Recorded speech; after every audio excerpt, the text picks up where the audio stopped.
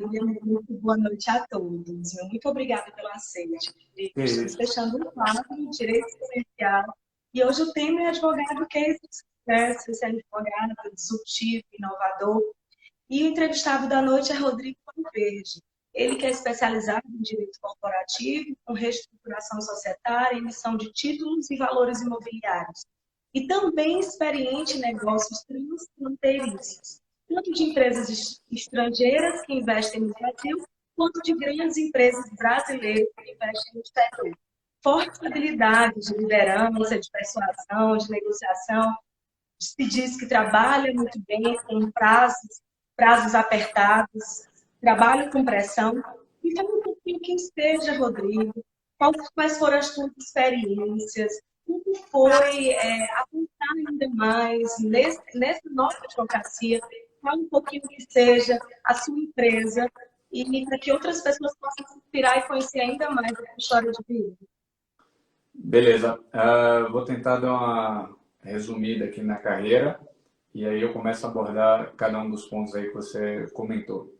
A parte mais importante, acho que da minha carreira, ela começa no Submarino S.A., que era uma empresa de capital aberto, era uma empresa de e-commerce, e eu fui jurídico interno nessa empresa.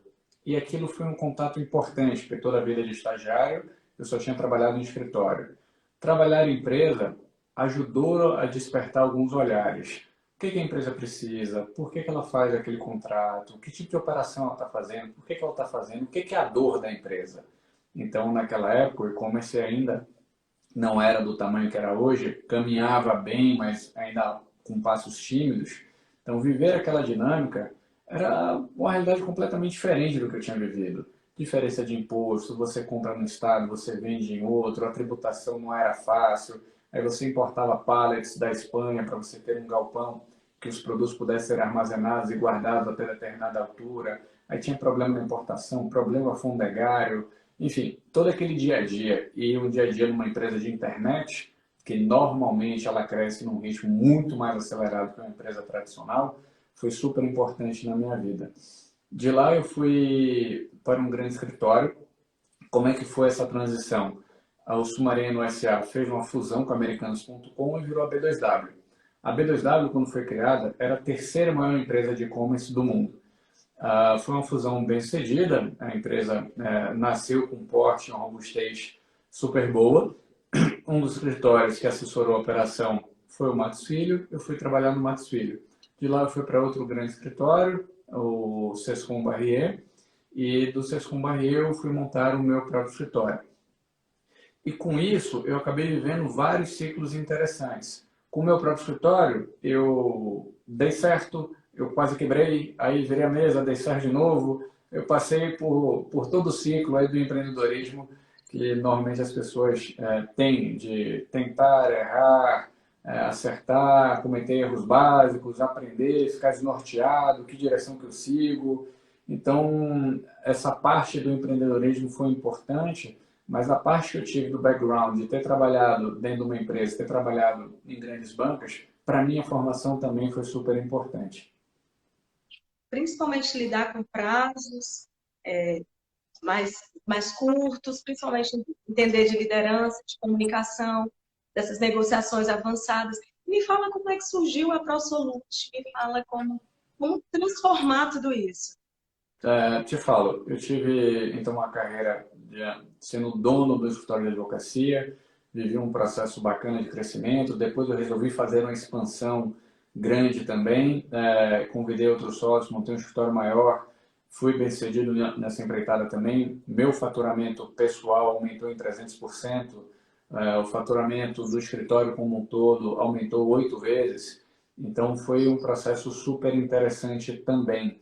Para não deixar de responder a pergunta sobre pressão e liderança, a área do direito que eu escolhi, que é o direito empresarial, que tem a ver com compra e venda de empresas, tem a ver com mercado de capitais, os prazos são sempre muito apertados. Então, existe um conflito societário, esse conflito é iminente, esse conflito já está acontecendo, precisa ser resolvido, existem medidas sendo tomadas de parte a parte. Quando um empresário decide comprar outra empresa, também os prazos são apertados, que o cara fechou a parte comercial, mas quer colocar isso no papel. Quando você vai colocar no papel uma série de cenários que não foram pensados e que é natural o processo, e as pessoas mudam de ideia, e aí no meio do caminho tem um problema, como é que resolve? Então, trabalhar muitas horas, domingo a domingo, faz parte de quem quer trabalhar com societário, com quem quer trabalhar no mercado de capitais. E a liderança, ela acontece pelo exemplo. Os chefes que eu tive, que eu admirei, eram chefes que lideravam pelo exemplo. Então, ele acordava cedo, ele trabalhava até tarde, respondia e-mail. No meio do caminho, tive contato com chefes ou superiores que tinham uma outra abordagem. Então, faz o trabalho aí, se der certo, beleza, se der errado, eu vejo como é que eu resolvo. Que é um tipo de liderança que você acaba não admirando. Mas uma liderança, em todos os cenários, pautada também por resultado. Então, eu tive a felicidade de encontrar pessoas, falou, Rodrigo, eu não sei se você chega a 8, 9 ou 10, e não me importa. Eu quero o cliente bem atendido, atendido no prazo dele, não no seu prazo. Então, o cliente não quer saber se você tem 4 operações ao mesmo tempo, 10 operações ao mesmo tempo. Todo cliente é especial. E eu levei esse mantra para a minha vida. Todo cliente é especial. Ele não tem nada a ver com seus problemas, com os clientes, com o seu filho que quebrou o pé no colégio. Ele quer ser bem atendido e ele quer pagar por isso. Então, atendimento, colocar o cliente no centro, sempre foi importante. Agora, isso também dá divergência, porque nem todo mundo pensa parecido. Então, eu tive problema societário de um advogado que veio de uma grande banca e, de alguma forma, ele achou que ele era também um grande nome. Então, as pessoas deviam ser felizes em poder contar com ele como advogado. E eu acho que isso é a contramão do direito, eu acho que isso é a contramão da prestação de serviço. O cliente precisa ser o centro. Posso ir para a próxima ou deixei de responder alguma coisa? É tudo alto e baixo no mundo dos negócios. Hoje Sim. você pode personalizar a sua marca, né? Incrível. Me fala sobre o cliente. Quais áreas, quais segmentos, eu sei que trabalha bastante com gestão de créditos judiciais relacionados a processos trabalhistas e também de consumidor, Legaltex. Como você criou a ideia, a fase da ideação, da execução e como também a aceitabilidade do mercado? Falo.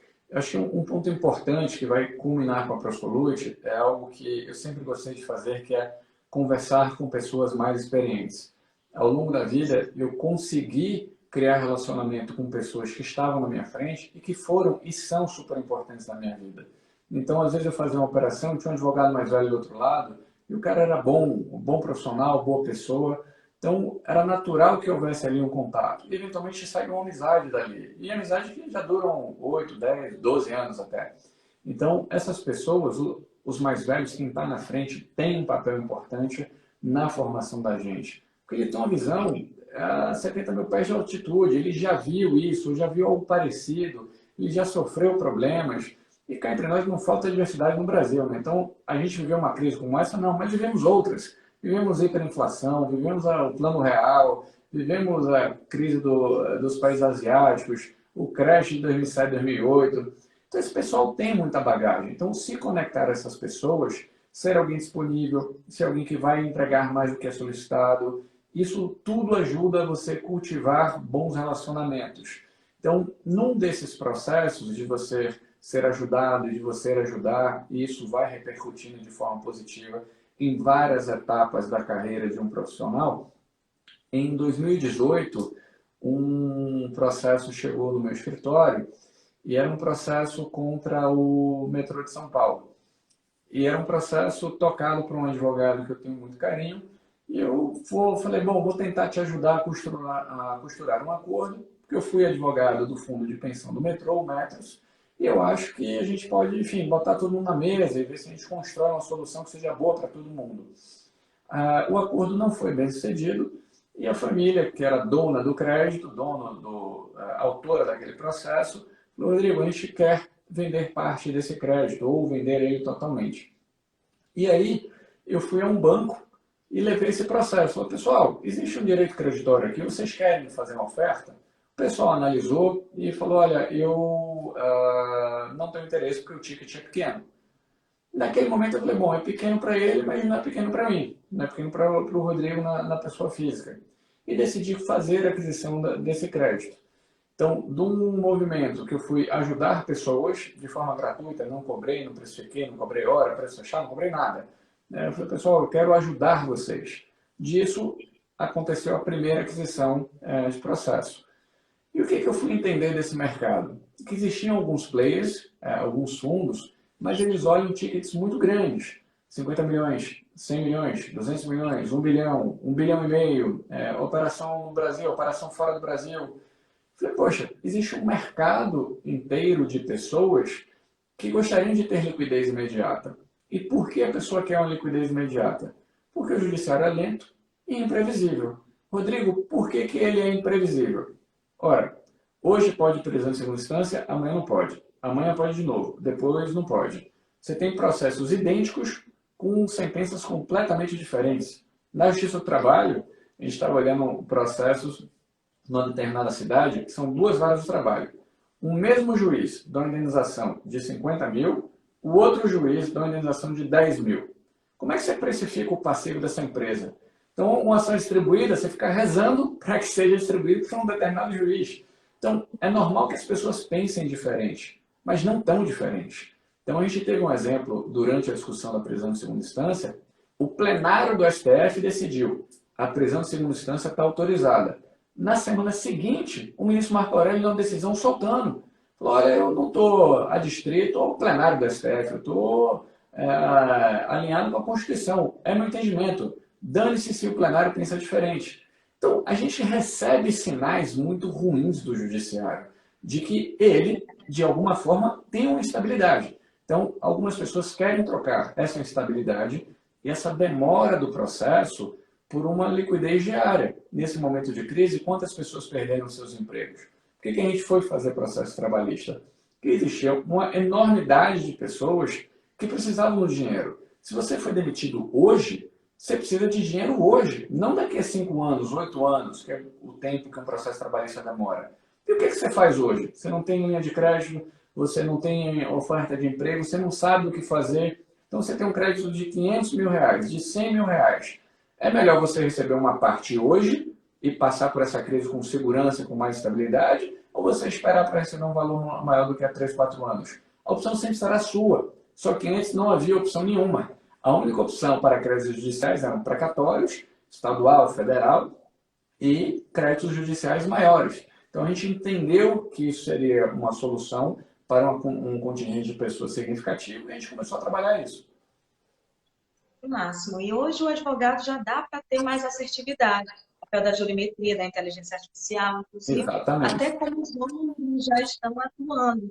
Isso facilitou bastante. E nesse período de pandemia, a sua empresa tem investido bastante, né? Principalmente nesses problemas com agentes de viagem.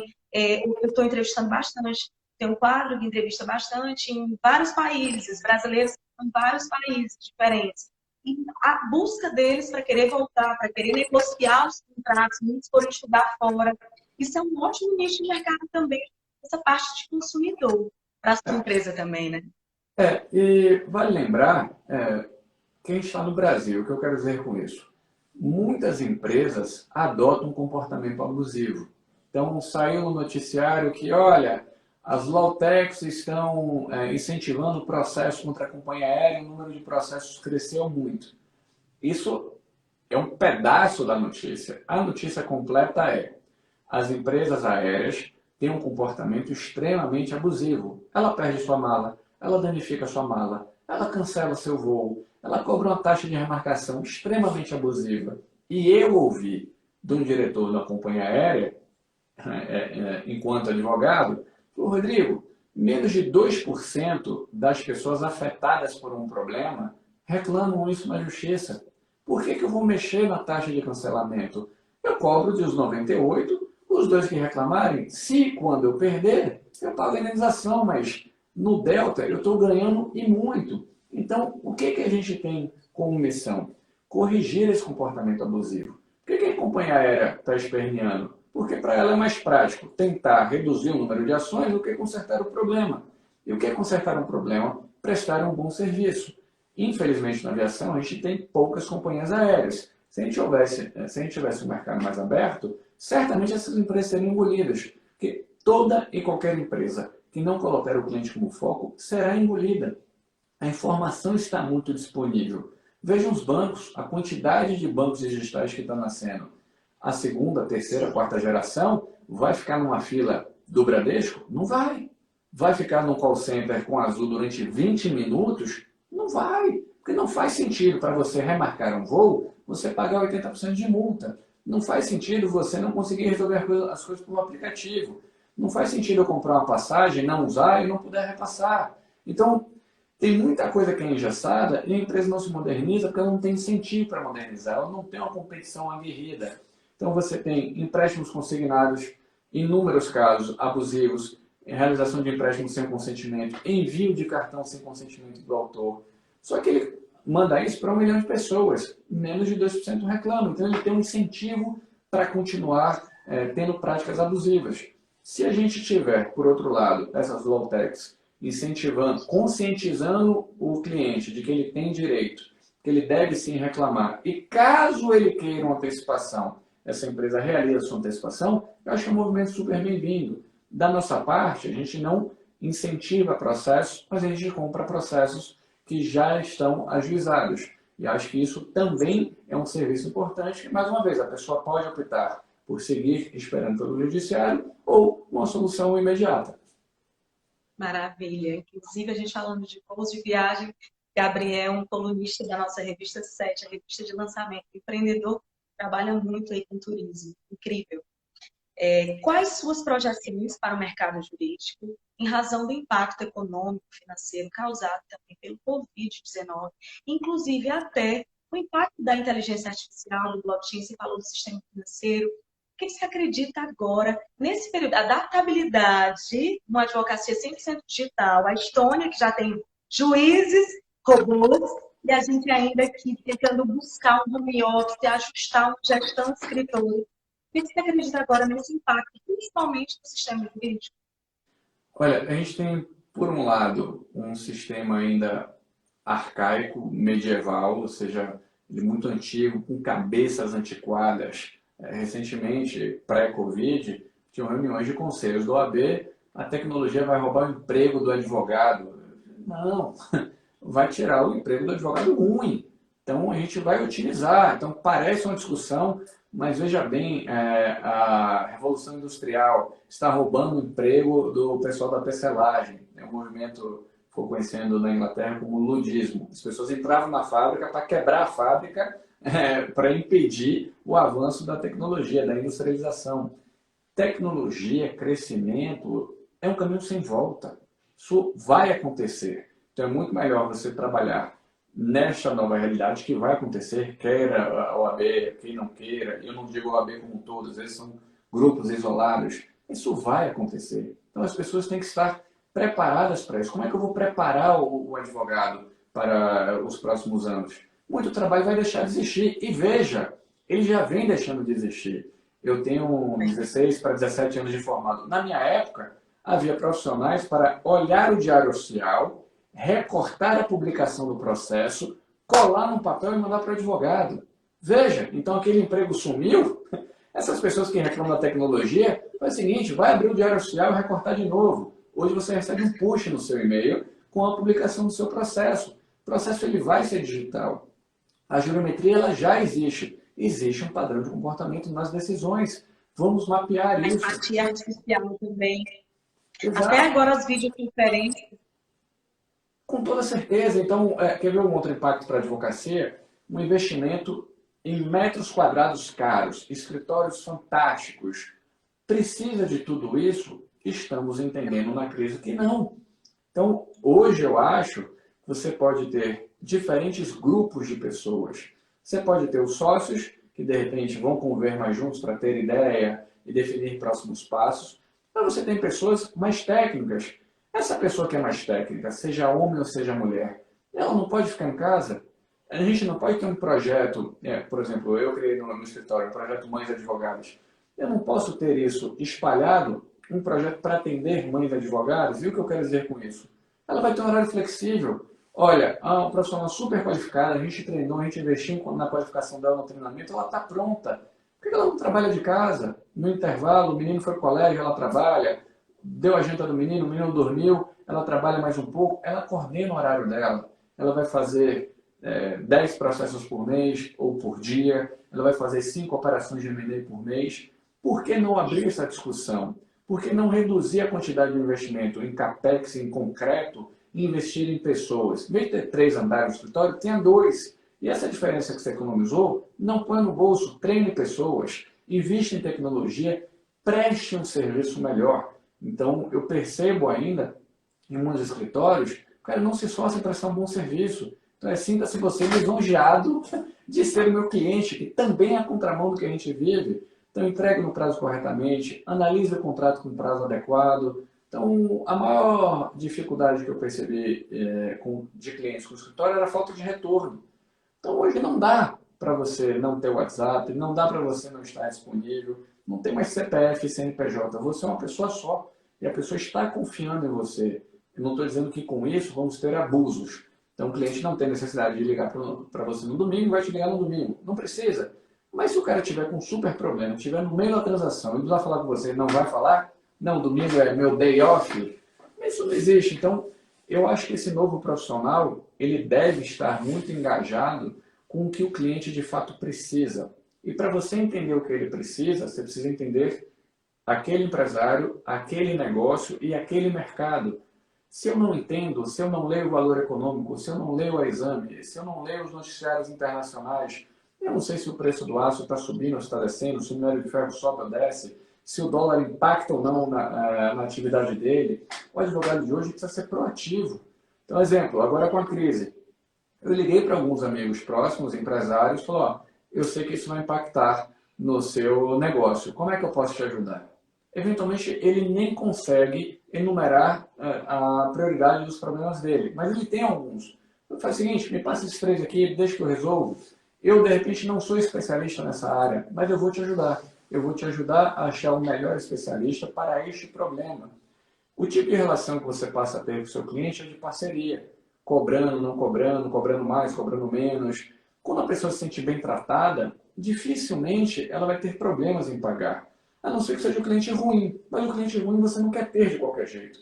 O tempo vai te ajudar a peneirar. Então, não dá para combater a tecnologia. Tem que entender como eu formo os novos profissionais. Que tipo de habilidade esse pessoal vai ter. Então, o pessoal vai ter que trabalhar em home office. É fato que vai ter. O pessoal vai ter que ter responsabilidade à distância.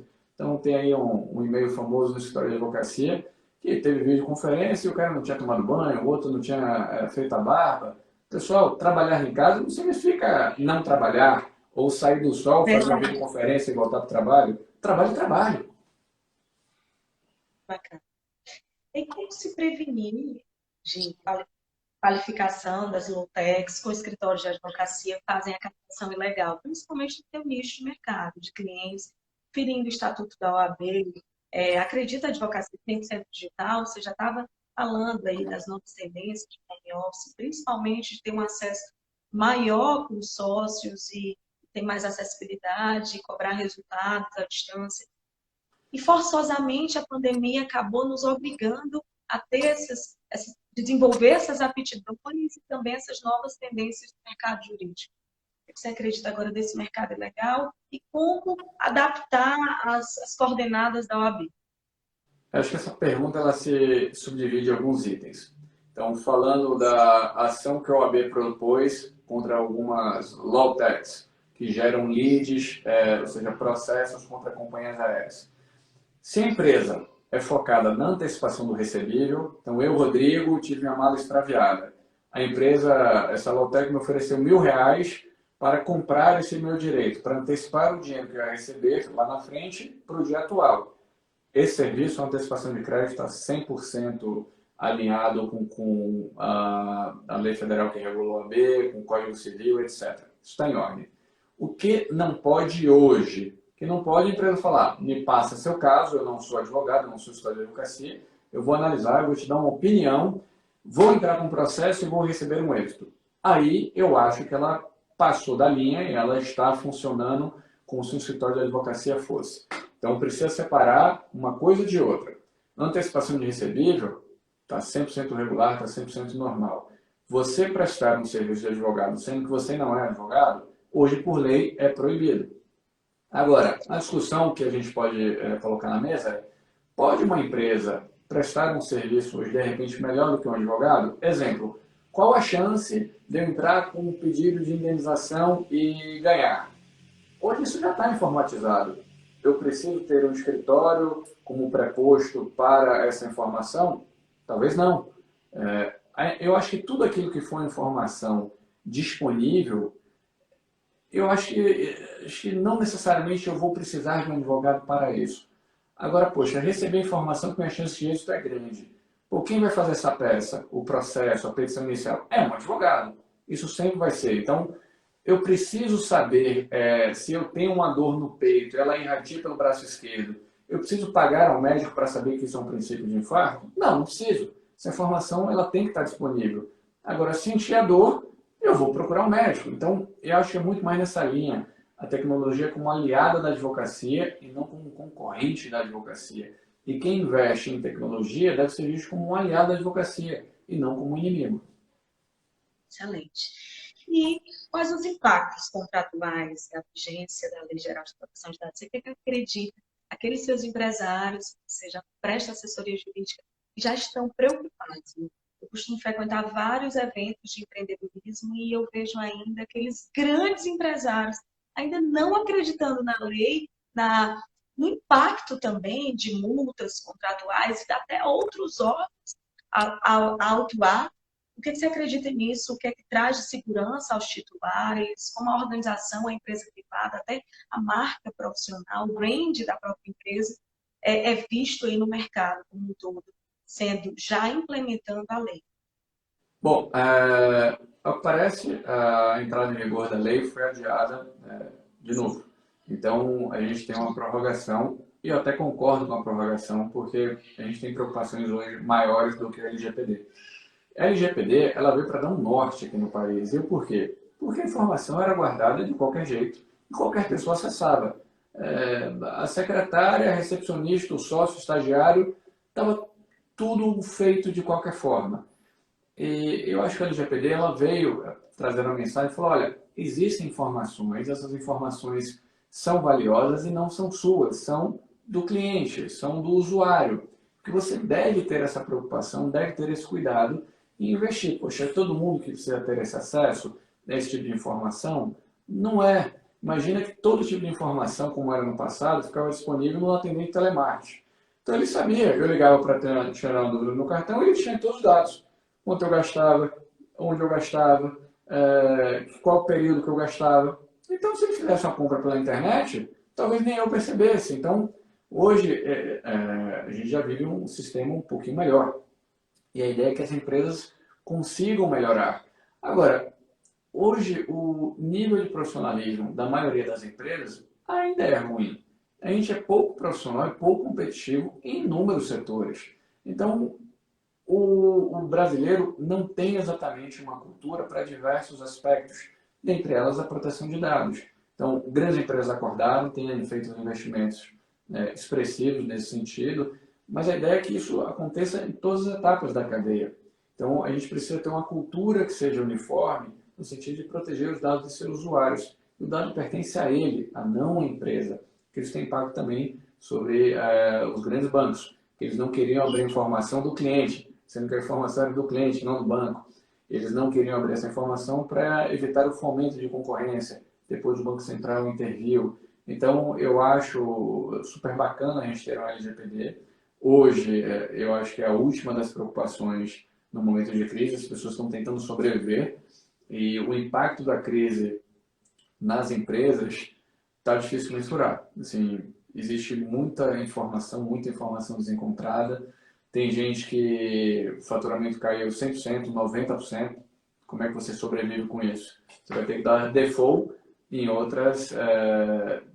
em outra parte da cadeia para você poder sobreviver, que gera um problema, um ciclo super grande, super ruim. Existem outras pessoas que se reinventaram. Restaurante que criou um delivery em 24 horas, em 3 dias. A Smart Fit fez um programa também de atendimento virtual para manter uma mensalidade. Então, ao mesmo tempo que pessoas se reinventaram, pessoas irão morrer. E é ruim que empresas morram por uma crise. Mas me parece inevitável. A gente tem visto o governo se movimentar de uma forma muito interessante, mas eu acho que é impossível. É impossível um governo, qualquer que seja ele, atingir todas as camadas, todos os tipos de realidade. É, vai ser um período, acho que, difícil de adaptação, e o que eu recomendo sempre é bom senso. Então, se você pode pagar determinada conta, pague. Se você achar que você deve ter mais cuidado com o seu caixa, porque você não sabe quando a crise vai acabar, negocie um prazo, mas também não sacrifique o outro, não retire 100% da fonte de renda do outro. E se você puder ajudar, ajude o seu comércio local, um prestador de serviço, alguém que possa pintar o muro da sua casa, que possa fazer uma faxina, enfim, com todos os cuidados necessários, mas tente incentivar a economia a continuar girando.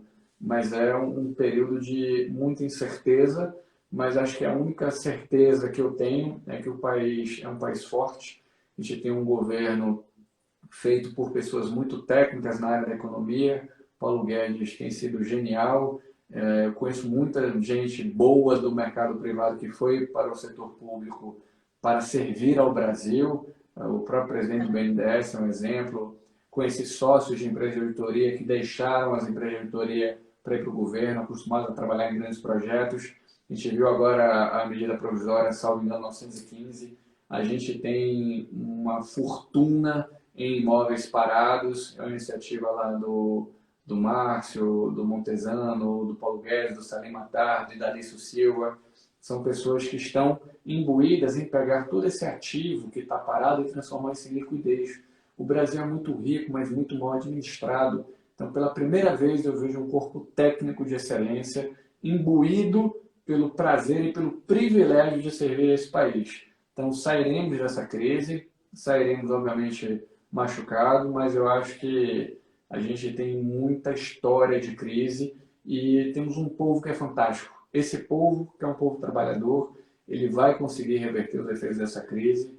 6 meses, 1 ano, 2 anos, não sei, mas sairemos mais forte e tenho recebido muita mensagem bacana de voluntários, de pessoas solidárias, de filantropia. Então, eu acho que a gente passa por essa crise e amanhece mais responsável, ecologicamente mais atento, pensando no outro, mais solidário. Então, infelizmente, essa crise existe, mas eu acho que a gente vai sair muito melhor do que entramos.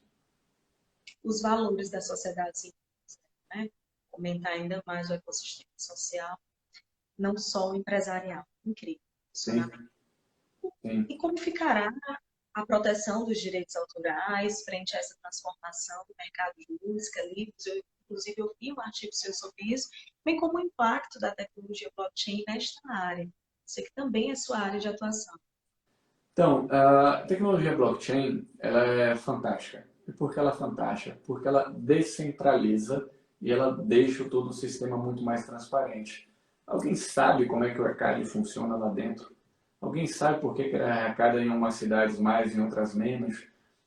Eu não conheço hoje um compositor, um músico, que fala, não, eu sei exatamente quanto eu vendi, eu sei exatamente quanto eu recebi. Não tem. Então, a tecnologia de blockchain, eu acho que ela tem vários efeitos. Um, que ela barateia o custo das coisas. Antes, eu tenho 37 anos, antes você comprava, quando eu era pequeno, você comprava o LP.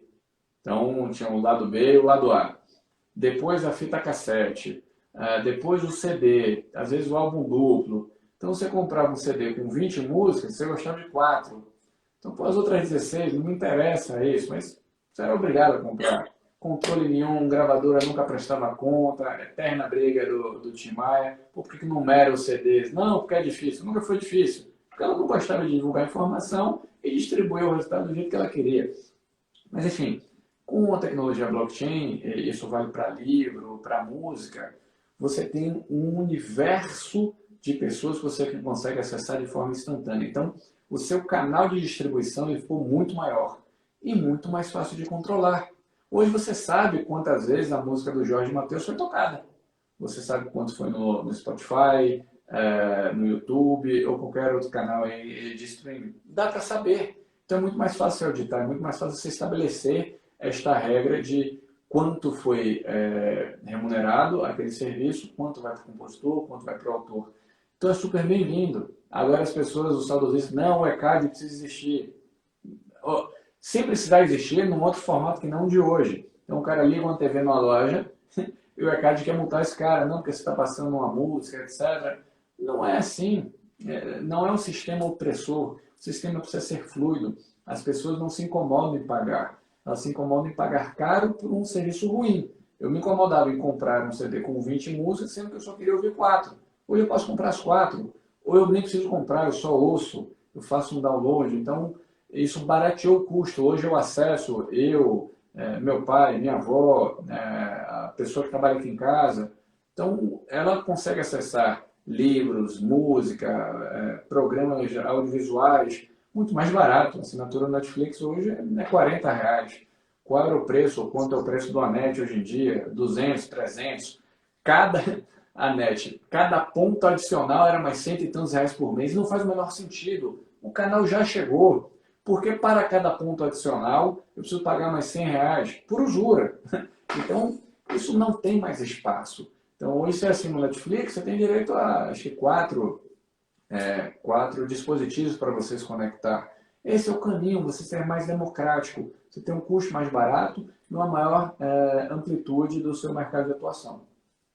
Crescer com exponencialidade, mas Claro, em só que você quantidade, ganha né? porque o serviço é bom, não porque você é opressor e está cobrando por cada ponto na sua casa. Então, no meu quarto do meu filho, na sala, faz sentido. Perfeito. E quais habilidades considera necessárias para esse advogado, desse já presente, né? Acho que as pessoas falavam muito do advogado do futuro e hoje acelerou, a pandemia acelerou você tornar esse advogado. O que você considera? Principalmente suas aptidões, aquilo que você, nesse tempo todo, trabalhando em grandes escritórios, com a sua empresa própria e também negociando, o que você considera importante a ser desenvolvido? Eu acho que hoje os advogados, eles forçosamente vão se tornar empresa. Eu acho que isso pós-pandemia. Por quê? Home office não podia. Tinha que estar de terno e gravata.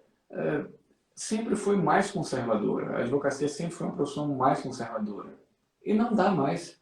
Então hoje, de repente, um grande escritório vai ser engolido por um escritório menor, mas que investe mais na divulgação de conteúdo e na divulgação de conteúdo de qualidade. Aquele e-mail chato, aquela newsletter chata, né? Aquele vídeo que você gravou que é chato, não tem mais espaço. Me pincela a ideia, me diz o que você estudou, o que você leu, o que você aprendeu, que tenha fit com o meu negócio. Entenda quem é seu público, como falar com ele, quando falar com ele, de que forma falar com ele. Se você não tiver isso, você vai ser só um profissional técnico. E a técnica, você compra do João, do José, do Fernando, mais ou menos. Hoje você precisa ter advogados que tenham outras habilidades. Uma habilidade comercial. E o que é uma habilidade comercial? Uma habilidade que diga ao mundo que você existe, por que você existe, que diferença você faz nesse mundo. Se você não sabe se comunicar, você está deixando um mercado de lado. Esse mercado ele vai ser abocanhado por pessoas que já têm essa percepção. E Então, digital também, né? óbvio, Comercial e digital. comercial é um comercial digital. Eu tive no escritório de um grande amigo para consultar sobre um processo pessoal. Eu falei, olha, estou até com uma dificuldade aqui, um problema, mas não é o que vocês fazem. Ele, não, a gente faz sim, há 10 anos. Eu falei, eu nunca soube. Se eu que sou seu amigo não sei, quem dirá o resto do mundo?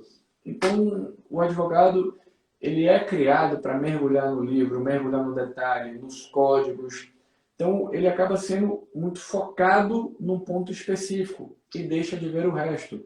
E não é que esse cara vai deixar de existir. É legal que você tenha uma coexistência entre uma pessoa super técnica, que vai ler todos os detalhes, mas alguém que saiba contar ao mundo que isso existe. Então, por que a Ferrari é um super produto de desejo? Porque transformaram isso num produto de desejo. Transforme você, o seu negócio, a sua atividade num produto de desejo com consistência. Porque você também vender algo e o atendimento é ruim, e a qualidade técnica é ruim, então você também vai ter um ciclo curto de duração. Então, ter uma área comercial barra comunicação, ou seja, comercial, marketing, PR, ou seja, relações públicas, tudo isso é importante. E o que é uma área comercial? Qual é o escritório que tem CRM?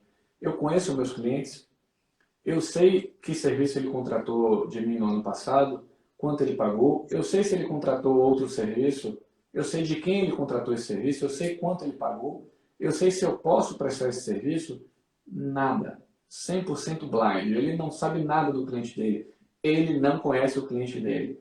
Quando termina o contrato, quando termina a operação, você pergunta se ele foi bem atendido, não é só o dono da empresa, o diretor, o gerente, o advogado interno.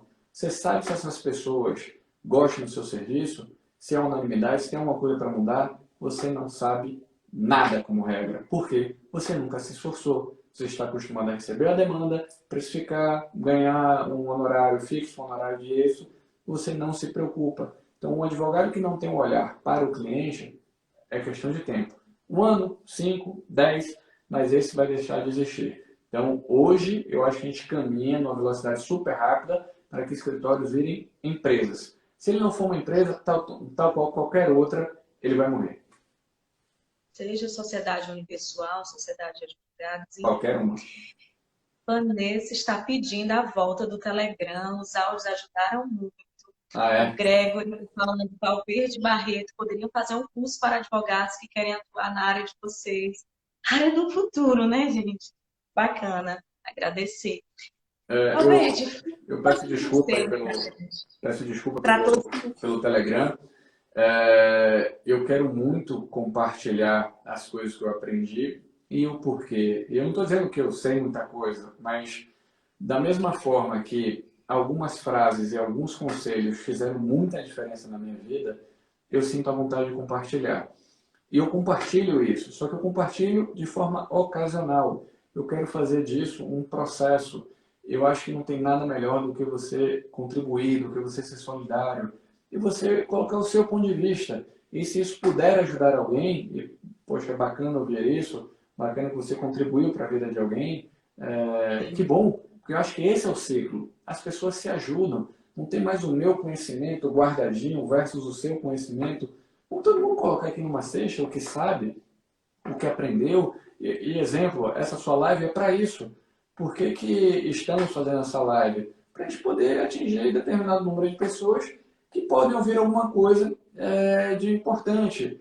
Eu sou nascido e criado na Bahia, vim para cá com 21 anos, não tinha um amigo, não tinha dinheiro para tomar uma cerveja no bar, morava num apartamento super pequeno, comia lasanha congelada todo dia. Hoje eu não consigo olhar para a cara de uma lasanha congelada. Não tinha dinheiro para ligar, eu morava num flat. Do flat para a namorada que estava na Bahia, tinha que ir por Orelhão. E tudo isso só me fez mais forte. Então, se eu conseguir crescer profissionalmente, pessoalmente, poxa, esse exemplo ele pode tocar outras pessoas. Porque eu não tenho nada demais, eu não tenho 3 braços, eu não sou genial, nunca fui. Eu sou alguém que trabalhou muito e que continua trabalhando muito, de forma insistente, de forma consistente. Então, essa curiosidade de querer entender o que eu não sei sempre fez a diferença. Então, o dia tem 24 horas. Se você assiste o jogo do Corinthians quarta, domingo, faz um happy hour quinta, sai para jantar na sexta, sabe o churrascão no dia todo, porra, você vai ser um cara bem sucedido? Dificilmente. Só se você acertar na loto. Agora, acorde cedo, seja o primeiro a chegar, seja o último a sair, leia livro, leia valor econômico, converse com um advogado bem-sucedido, converse com um cara mais velho, converse com um empresário, almoce com um empresário, ouça a dor dele. Óbvio que esse conjunto de ideias ao longo do tempo vai te fazer um profissional melhor. Então, se esse exemplo puder servir para alguma outra pessoa, que ótimo, é isso. Então, eu vivo um momento muito puxado de trabalho, mas eu acredito que de forma consistente, pós-Covid, eu vou conseguir partilhar alguns pontos de vista ou algumas experiências que eu tive, porque eu acho que isso pode ajudar. E é legal hoje com a internet que isso fica disponível, então a pessoa acessa quando quer. Só que eu também não gosto de fazer nada mal feito, então eu quero fazer isso melhor, de uma forma melhor programada, com um roteirozinho, que a agenda não apertada. Show. Tem algumas perguntas também aqui bem interessantes. Volta do Telegram, acha que contrataria alguém, advogado por Instagram, às vezes quer excluir o Instagram, mas vê que é importante ser lembrado. O que você pensa? Outra pessoa perguntando quais as compras de ativo judicial você compra, além de direito trabalhista e consumidor. Emanuel falando, Barreto, se você pudesse escolher entre saber tudo de técnico ou saber lidar tudo de administração comercial, eu escolheria comercial e digital, gente. Eu demorei muito a entrar no mundo do digital e para mim foi de suma importância para poder expandir a associação. Sou presidente idealizadora da Associação Internacional de Advogados, Loutox, que nós impactamos em todos os estados do Brasil e em 11 países. E o meu quadro de entrevista agora, no período do efeito corona, já impactamos mais de 20 países e a pretensão é exatamente expandir ainda mais o posicionamento dos advogados, dos empresários, porque a nossa associação abraça contador, projetista, marketing, administrador, segurança de informação. Então, é com essa visão holística de mercado, e se não fosse o impacto da internet, não teria acesso a nada disso. Exatamente. Então, invista tudo. E o Covid, ele antecipou muita coisa. Ele acelerou muito o processo. Então, eu acho que a gente vai ter diferentes perfis de advogado. A gente está acostumado com um perfil de advogado único. Isso era do passado. Hoje, há um movimento lento que me parece ter sido acelerado por conta da crise. Então, precisa ter marketing, precisa ter comunicação, precisa ter Instagram. Se amanhã for TikTok, vá para o TikTok. As pessoas precisam saber que você existe.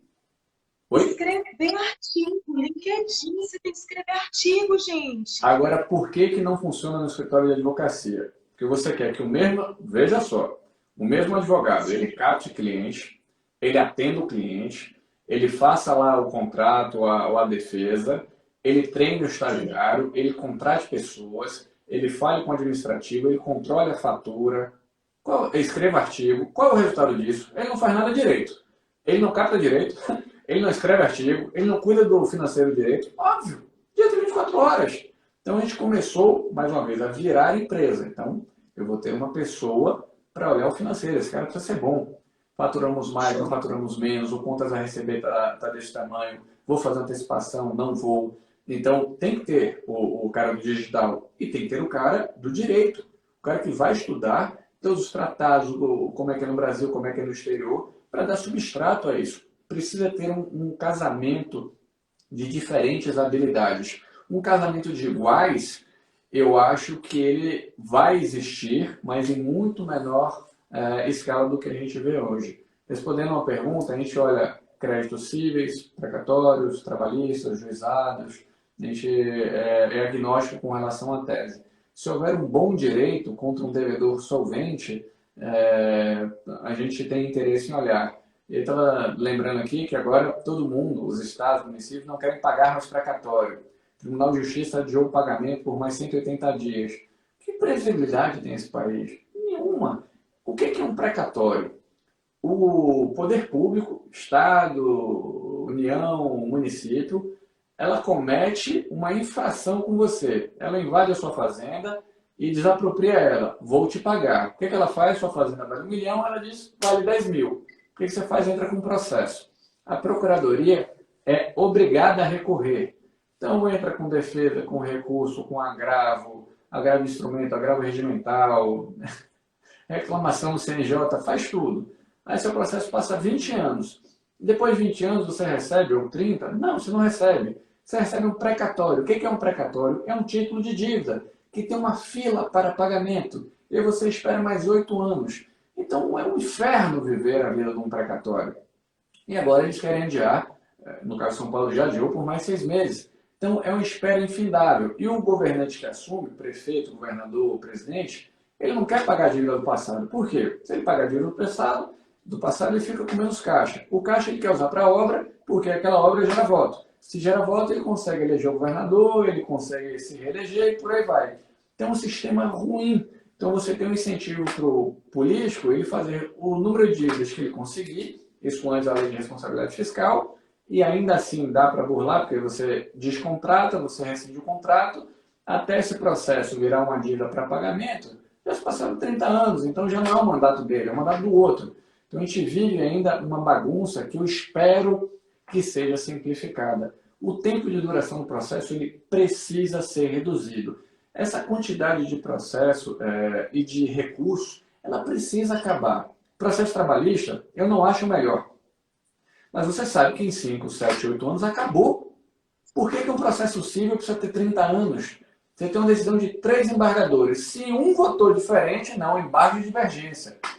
Não dá. Não dá para o STF analisar esse número de casos. O juiz tem que dar uma decisão, o tribunal, ele confirma essa decisão ou não.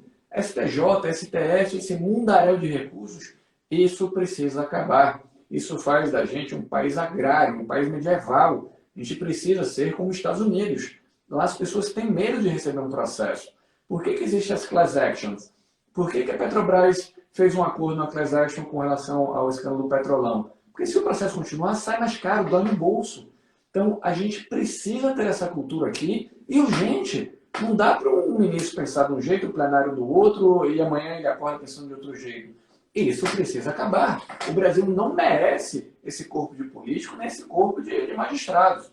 Tem políticos bons, tem magistrados bons, mas a maior parte deles, Castelo de Areia, lava-toga, tem muito bandido. Muito bandido. Infelizmente, pessoal que vende sentença, vende decisão, que o filho trabalha no escritório de advocacia, que a esposa do ministro trabalha no escritório de advocacia, e só ele consegue. É lá o presidente do TCU, o Haroldo Cedrais, o filho Thiago Cedrais. Um novo, bilionário, porque ele sabe mais direito que todo mundo, porque tinha tráfico de influência. Precisa acabar com essa coisa. O Brasil não merece esse tipo de gente. A gente merece crescer e merece evoluir. Então, a tecnologia também é um aliado para tornar tudo isso público. Tempo de duração do processo, por que aquele juiz anda daquele jeito.